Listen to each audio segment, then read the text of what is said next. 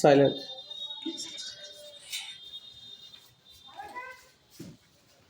ಎಲ್ಲರಿಗೂ ಹೊಸ ವರ್ಷದ ಹಾರ್ದಿಕ ಶುಭಾಶಯಗಳು.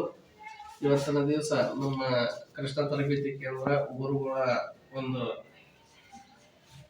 ಕ್ಲಾಸಿನಲ್ಲಿ, ಗುರುಗಳ ಒಂದು ಸಂಸ್ಥೆಯಲ್ಲಿ ಹೊಸ ವರ್ಷದ ಅಂಗವಾಗಿ ಎಲ್ಲ ವಿದ್ಯಾರ್ಥಿಗಳಿಗೆ ನಾವು ಹಿಂದಿನ ದಿವಸ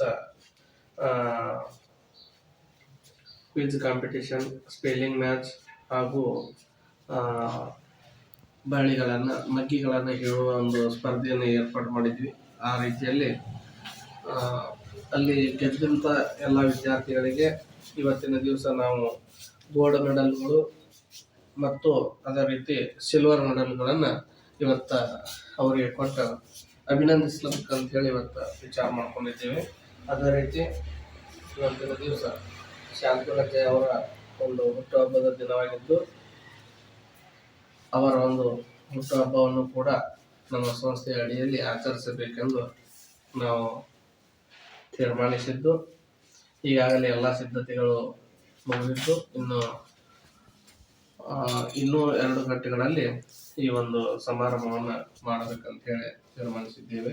ಅದಕ್ಕೆ ಎಲ್ಲ ವಿದ್ಯಾರ್ಥಿಗಳು ಸಹಕರಿಸಬೇಕೆಂದು ತಮ್ಮಲ್ಲಿ ವಿನಂತಿಸಿಕೊಳ್ತಾ ಇದ್ದೇನೆ.